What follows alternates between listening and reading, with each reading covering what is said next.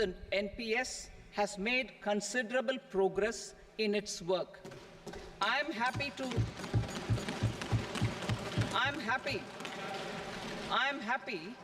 that the staff side of the National Council of the Joint Consultative Machinery for Central Government Employees has taken a constructive approach.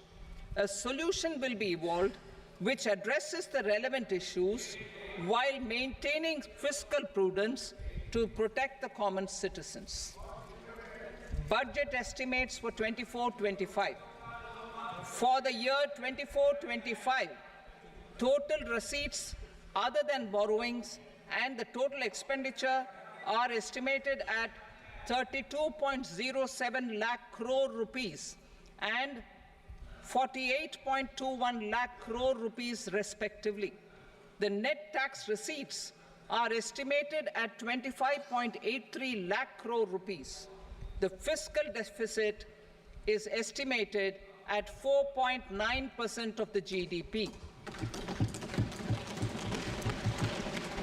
The gross and the net market borrowings through dated securities during 24-25 are estimated at 14.01 lakh crore rupees and 11.63 lakh crore rupees respectively. Both will be less than that in 23-24. The fiscal consolidation path announced by me in 2021 has served our economy very well, and we aim to reach the deficit below 4.5% next year. The government is committed to staying the course.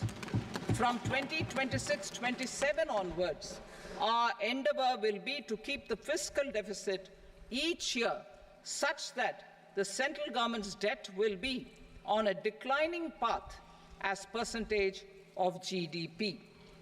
I will now move to Part B.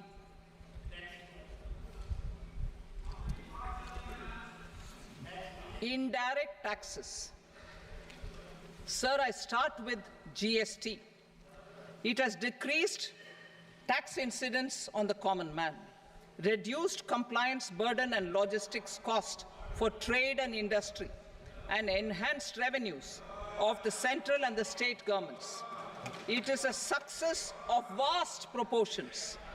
To multiply the benefits of GST, we will strive to further simplify and rationalize the tax structure and endeavour to expand it to the remaining sectors. My proposals for customs duties intend to support domestic manufacturing, deepen local value addition, promote export competitiveness, and simplify taxation while keeping the interest of the general public and consumers surmount. In Budget 22-23, we reduced the number of customs duty rates. I propose to undertake a comprehensive review of the rate structure over the next 6 months to rationalize and simplify it for ease of trade, removal of duty inversion, and reduction of disputes. I shall now take up sector-specific customs duty proposals. Medicine and medical equipments. To provide relief to cancer patients, I propose to fully exempt 3 more medicines from customs duties.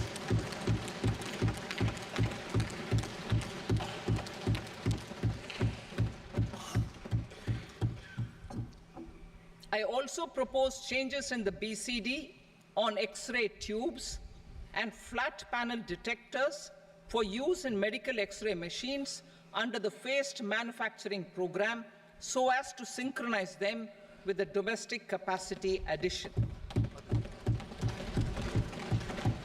Mobile phone and related parts. With a 3-fold increase in domestic production and almost a 100-fold jump in exports of mobile phones over the last 6 years, the Indian mobile industry has matured.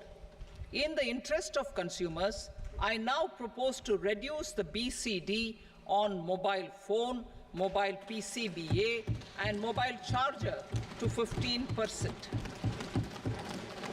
Critical minerals. Minerals such as lithium, copper, cobalt, and rare earth elements are critical for sectors like nuclear energy, renewable energy, space, defense, telecommunications, and high-tech electronics. I propose to fully exempt customs duties on 25 critical minerals and reduce BCD on 2 of them. This will provide a major fillip to the processing and refining of such minerals and help secure their availability for these strategic and important sectors. Solar energy. Energy transition is critical in the fight against climate change. To support energy transition, I propose to expand the list of exempted capital goods for use in the manufacture of solar cells and panels in the country. Further, in view of sufficient domestic manufacturing capacity of solar gas, glass and tinned copper interconnect, I propose not to extend the exemption of custom duties provided to them. Marine products. India's seafood exports in the last financial year touched an all-time high of more than 60,000 crores of rupees. Frozen shrimp accounted for about 2/3 of these exports. To enhance their competitiveness, I propose to reduce BCD on certain broodstock, polychaete worms, shrimp, and fish feed to 5%. I also propose to exempt customs duty on various inputs for manufacture of shrimp and fish feed. Leather and textile. Similarly, to enhance the competitiveness of exports in the leather and textile sectors, I propose to reduce BCD on real down-filling material from duck or goose. I am also making additions to the list of exempted goods for manufacture of leather and textile garments, footwear, and other leather articles for export. To rectify inversion in duty, I propose to reduce BCD subject to conditions on methylene diphenyl diisocyanate, MDI, for manufacture of spandex yarn from 7.5 to 5%. Furthermore, the export duty structure on raw hides, skin, and leather is proposed to be simplified and rationalized. Precious metals. To enhance domestic value addition in gold and precious metal jewelry in the country, I propose to reduce customs duties on gold and silver to 6% and that of platinum to 6.4%. Other metals. Steel and copper are important raw materials. To reduce their cost of production, I propose to remove the BCD on ferronickel and blister copper.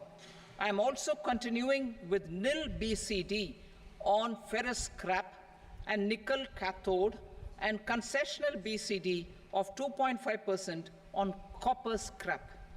Electronics. To increase value addition in the domestic electronics industry, I propose to remove the BCD subject to conditions on oxygen-free copper for manufacture of resistors. I also propose to exempt certain parts for manufacture of connectors. Chemicals and petrochemicals. To support existing and new capacities in the pipeline, I propose to increase the BCD on ammonium nitrate from 7.5% to 10%. Plastics. PVC flex banners are non-biodegradable and hazardous for environment and health. To curb their imports, I propose to raise the BCD on them from 10 to 25%. Telecommunication equipment. To incentivize domestic manufacturing, I propose to increase the BCD from 10 to 15% on PCBA of specified telecom equipment. Trade facilitation. To promote domestic aviation and boat and ship MRO, I propose to extend the period for export of goods imported for repairs from 6 months to 1 year. I'll read that again. To promote domestic aviation and boat and ship maintenance, repair and operations, I propose to extend the period for export of goods imported for repairs from 6 months to 1 year. In the same vein, I propose to extend the time limit for re-import of goods for repairs under warranty from 3 to 5 years. I now move to direct taxes. We will continue our efforts to simplify taxes, improve taxpayer services, provide tax certainty, and reduce litigation while enhancing revenues for funding the development and welfare schemes of the government. It has been our endeavour to simplify taxation. We have taken a number of measures in the last few years, including introduction of simplified tax regimes without exemptions and deductions for corporate tax and for personal income tax. This has been appreciated by taxpayers. 58% of corporate tax came from the simplified tax regime in the financial year 22-23. Similarly, as per data available till now, for the last fiscal, more than 2/3 have availed the new personal income tax regime. Comprehensive review of the Income Tax Act. I am now announcing a comprehensive review of the Income Tax Act 1961. The purpose is to make the Act concise, lucid, easy to read and understand. This will reduce disputes and litigation, thereby providing tax certainty to the taxpayers. I will also bring down the demand embroiled in litigation. It is proposed to be completed in 6 months. A beginning is being made in the Finance Bill by simplifying the tax regime for charities, TDS rate structures, provisions of reassessment and such provisions, and capital gains taxation. Simplification for charities and TDS. Two tax exemption regimes. The two tax exemption regimes for charities are proposed to be merged into one. The 5% TDS rate on many payments is being merged into the 2% TDS rate, and the 20% TDS rate on repurchase of units by mutual funds or UTI is being withdrawn. TDS rate on e-commerce operators is proposed to be reduced from 1 to 0.1%. Moreover, credit of TCS is proposed to be given in the TDS to be deducted on salary. Further, I propose to decriminalize delay for payment of TDS up to the due date of filing statement for the same. I also plan to provide a standard operating procedure for TDS defaults and simplify and rationalize the compounding guidelines for such defaults. Simplification of reassessment. I propose to thoroughly simplify the provisions for reopening and reassessment. An assessment hereinafter can be reopened beyond 3 years from the end of the assessment year only if the escaped income is 50 lakh rupees or more, up to a maximum period of 5 years from the end of the assessment year. Even in such cases, a time limit of 6 years before the year of the search, as against the existing time limit of 10 years, is being proposed. This will reduce tax uncertainty and disputes. Simplification and rationalization of capital gains. Capital gains taxation is also proposed to be hugely simplified. Short-term gains on certain financial assets shall henceforth attract a tax rate of 20%, while that on all other financial assets and all non-financial assets shall continue to attract the applicable tax rate. Long-term gains on all financial and non-financial assets, on the other hand, will attract a tax rate of 12.5%. For the benefit of the lower and the middle income classes, I propose to increase the limit of exemption of capital gains on certain financial assets to 1.25 lakh rupees per year. Listed financial assets held for more than a year will be classified as long-term, while unlisted financial assets and all non-financial assets will have to be held for at least 2 years to be classified as long-term. Unlisted bonds and debentures, debt mutual funds, and market-linked debentures, irrespective of holding period, however, will attract tax on capital gains at applicable rates. Taxpayer services. All the major taxpayer services under GST and most services under customs and income tax have been digitalized. All remaining services of customs and income tax, including rectification and order giving effect to appellate orders, shall be digitalized and made paperless over the next 2 years. Litigation and appeals. While our concerted efforts to reduce pendency of appeals at various appellate fora are beginning to show good results, it will continue to engage our highest attention. To dispose of the backlog of first appeals, I plan to deploy more officers to hear and decide such appeals, especially those with large tax effect. For resolution of certain income tax disputes pending an appeal, I am also proposing Vivad Se Vishwas Scheme 2024. Further, I propose to increase monetary limits for filing appeals related to direct taxes, excise, and service tax in the tax tribunals, high courts, and Supreme Court to 60 lakh rupees, 2 crore rupees, and 5 crore respectively, with a view to reduce litigation and provide certainty in international taxation. We will expand the scope of safe harbor rules and make them more attractive. We will also streamline the transfer pricing assessment procedure. Employment and investment. I have a few proposals to promote investment and foster employment. First of all, to bolster the Indian startup ecosystem, boost the entrepreneurial spirit, and to support innovation, I propose to abolish the so-called angel tax for all classes of investors. Second, there is tremendous potential for cruise tourism in India.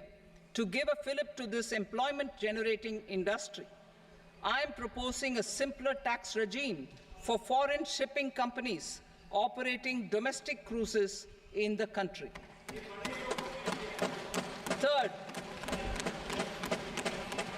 India is a world leader in the diamond cutting and polishing industry, which employs a large number of skilled workers.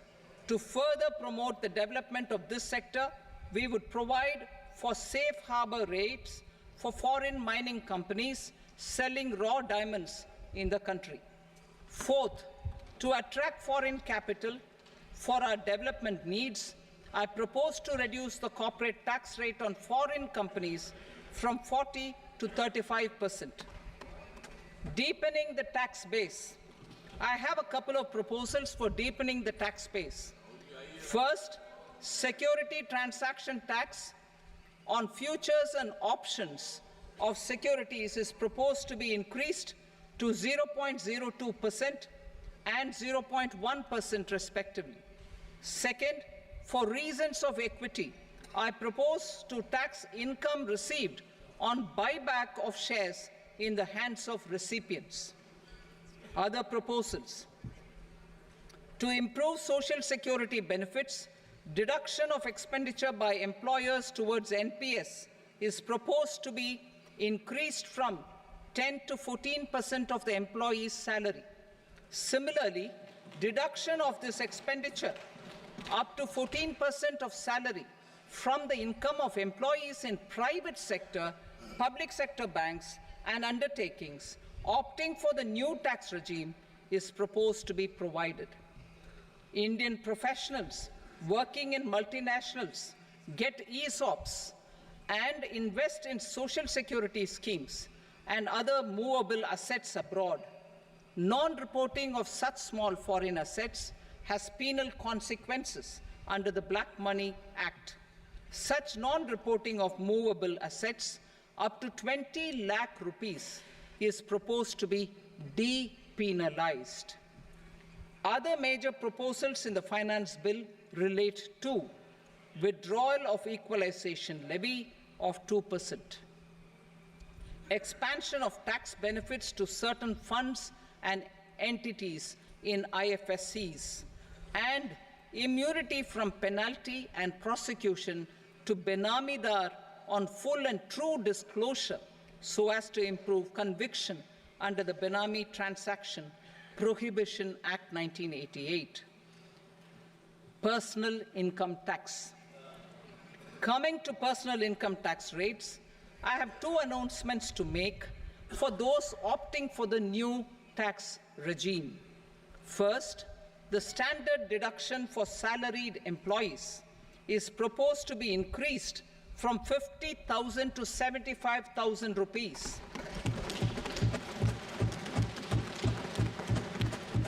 Similarly, deduction on family pension for pensioners is proposed to be enhanced from 15,000 to 25,000 rupees.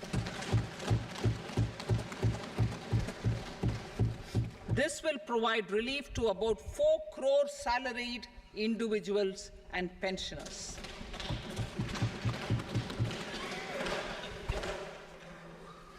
Second, in the new tax regime, the tax rate structure is proposed to be revised as follows: 0 to 3 lakh rupees, nil; 3 to 7 lakh rupees, 5%; 7 to 10 lakh rupees, 10%; 10 to 12 lakh rupees, 15%; 12 to 15 lakh rupees, 20%; and above 15 lakh rupees, 30%. As a result of these changes, a salaried employee in the new tax regime stands to save up to 17,500 rupees in income tax.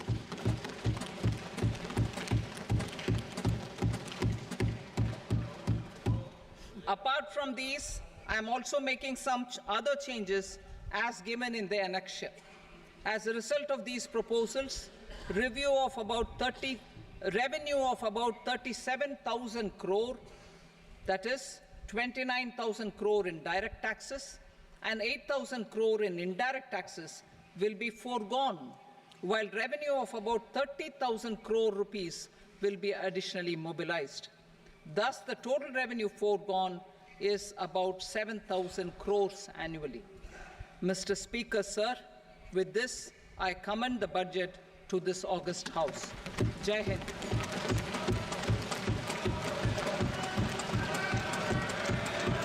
Item number 2. Item number 2.